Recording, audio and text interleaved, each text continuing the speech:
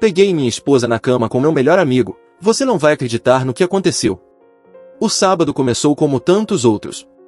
O sol invadia o quarto através das cortinas entreabertas, desenhando formas suaves na parede. Me espreguicei na cama, sentindo aquela preguiça confortável típica do fim de semana. O cheiro de café recém-passado subia pela escada, misturado ao aroma leve de torradas. Paulo estava na cozinha, como sempre ouvindo a rádio que tanto gostava. Era uma daquelas manhãs que pareciam perfeitas demais para serem verdade. Descendo as escadas encontrei Paula de costas, mexendo nas panelas com aquele jeito atencioso que sempre admirei. Ao me ver, ela sorriu e me ofereceu uma xícara de café.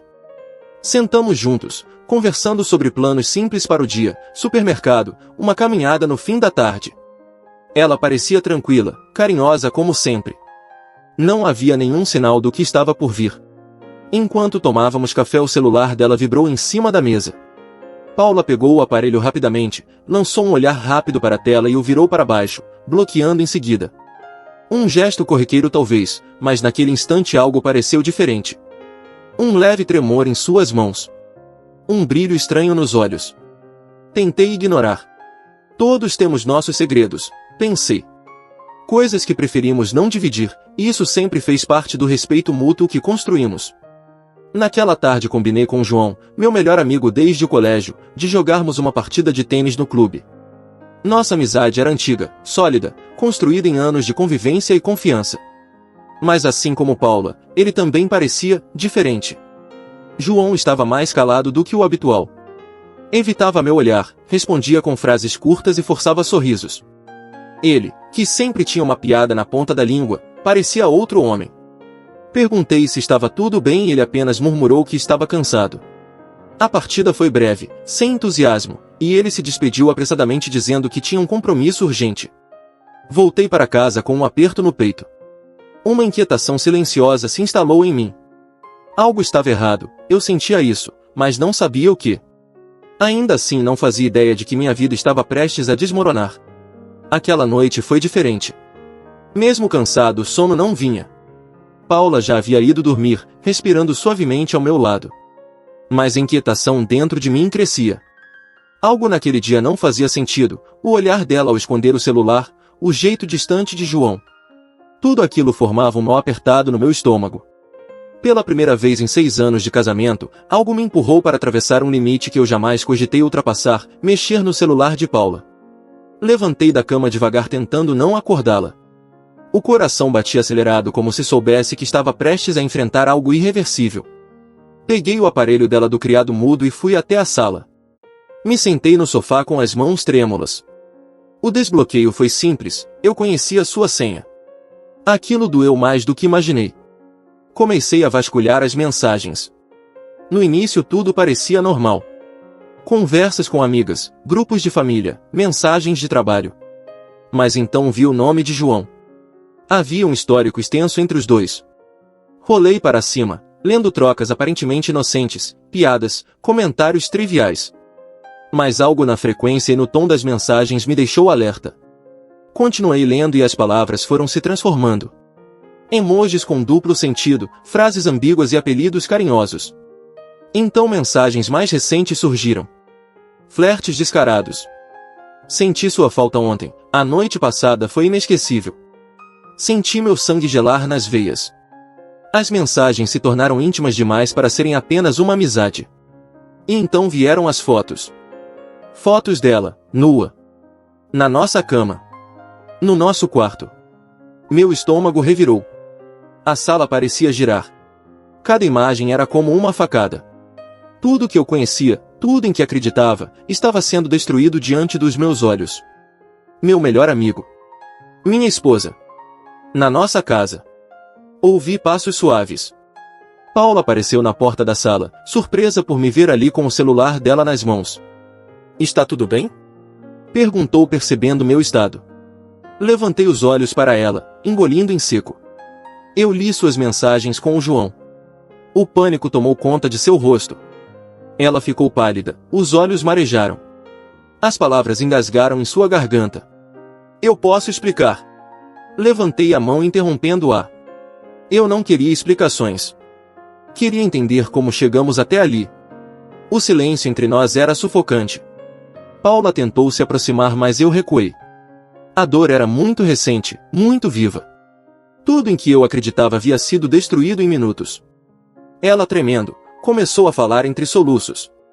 Eu não queria que fosse assim. Foi um erro, um momento de fraqueza. Cada palavra soava como uma punhalada. Erro?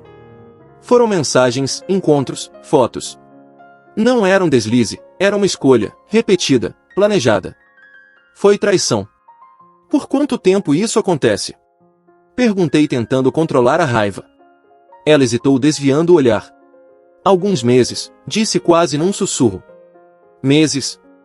João vinha à minha casa, tomava café na minha sala, ria das minhas piadas, enquanto dormia com minha esposa.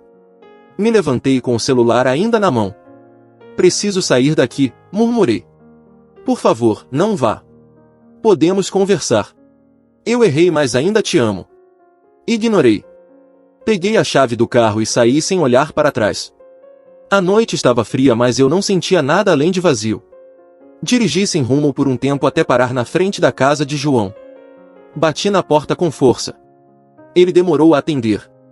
Quando abriu, o rosto dele ficou pálido. Não precisávamos dizer nada. Ele sabia que eu sabia. Me deixa falar, disse ele já com os olhos marejados. Fala. Mas escolhe bem as palavras. Sentamos no sofá da sala. Ele parecia envergonhado, encolhido como um adolescente pego em flagrante. Eu nunca planejei isso. Foi uma coisa que aconteceu. Eu estava passando por um momento ruim e a Paula também, a gente se aproximou.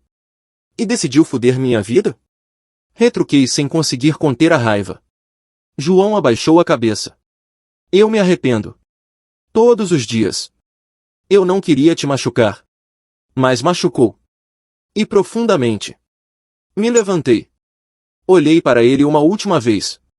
Eu não perdi só uma esposa. Perdi meu melhor amigo. Saí sem esperar resposta. No fundo eu sabia, nada do que ele dissesse mudaria o que aconteceu. Os dias seguintes foram os mais difíceis da minha vida. Voltei para casa apenas para buscar algumas roupas. Paula tentou conversar, implorou para que eu ficasse, mas eu mal conseguia olhar em seus olhos. Tudo nela me lembrava da traição. Até o silêncio entre as paredes da casa parecia me acusar por não ter percebido antes. Fui para a casa dos meus pais. Eles notaram meu estado no mesmo instante. Minha mãe quis saber o que aconteceu, mas eu só disse que o casamento tinha enfrentado um abalo. Não consegui contar a verdade de imediato. Parte de mim sentia vergonha. Como se a traição tivesse me diminuído. Comecei a fazer terapia. Sabia que se não procurasse ajuda afundaria naquele mar de raiva, tristeza e confusão. A psicóloga foi paciente. Nas primeiras sessões eu mal conseguia falar. Mas aos poucos as palavras vieram, com dor, mas vieram. Revi cada detalhe, cada sinal que talvez eu tenha ignorado, cada escolha que me trouxe até ali. Paula também procurou ajuda. Ela me enviava mensagens, às vezes longas, às vezes curtas, sempre pedindo uma chance. Dizia estar arrependida, que queria reconstruir o que perdemos. Uma parte de mim queria acreditar, mas a outra gritava que a confiança, uma vez quebrada, nunca volta a ser a mesma. Nos encontramos algumas vezes. Conversamos longamente. Ela chorava. Eu também. Havia amor ali ainda, mas também mágoa, ressentimento, medo. Cada conversa terminava com a mesma dúvida: vale a pena tentar reconstruir? Fiquei nesse limbo por semanas. Dormia pouco. Pensava demais. Tentava imaginar um futuro onde tudo voltasse ao normal, mas sempre esbarrava na lembrança das mensagens, das fotos, do rosto de João quando abria a porta da casa dele. No fim, percebi que não dava para continuar fingindo que poderíamos voltar a ser o que éramos. O passado não podia ser apagado. E eu não conseguia me imaginar tocando Paula sem lembrar de tudo. A decisão foi tomada, dolorosa mas necessária, pedi o divórcio. Ela chorou muito, tentou argumentar, mas não insisti. Eu precisava me libertar, mesmo que o coração sangrasse. Assinar os papéis do divórcio foi como enterrar uma parte de mim. Ver o nosso nome juntos pela última vez em um documento oficial foi mais doloroso do que eu esperava. Não houve briga, não houve gritos. Apenas lágrimas silenciosas e um adeus pesado. Paula tentou um último apelo, perguntou se havia mesmo chance de recomeçarmos um dia. Eu disse que não sabia. Mas no fundo eu já tinha a resposta. Voltei a morar sozinho, dessa vez em um apartamento pequeno, simples. Começar do zero é difícil, ainda mais quando o coração está em pedaços. Nos primeiros dias a solidão parecia gritar em cada canto da casa. Mas aos poucos aprendi a conviver comigo mesmo. Comecei a me redescobrir. Continuei com a terapia. Falei sobre o luto que é perder alguém ainda vivo. Sobre a dor de ser traído por duas pessoas que eram pilares da minha vida. Sobre o medo de confiar de novo. Foi um processo lento, mas necessário. Entendi que o perdão não era para eles, era para mim. Perdoar não significava esquecer, mas me libertar da prisão emocional em que eu mesmo me coloquei. Voltei a fazer coisas que gostava, caminhar ao ar livre, tocar violão, ler. Retomei amizades antigas e me afastei de tudo que me fazia mal. Nunca mais falei com João. Ele tentou me procurar uma vez, mandei uma mensagem clara dizendo que não havia mais espaço para ele na minha vida. Encerrado. Paula seguiu seu caminho. Soube por conhecidos que ela continuava na terapia e que havia mudado bastante. Desejo que encontre paz, mesmo que não mais ao meu lado.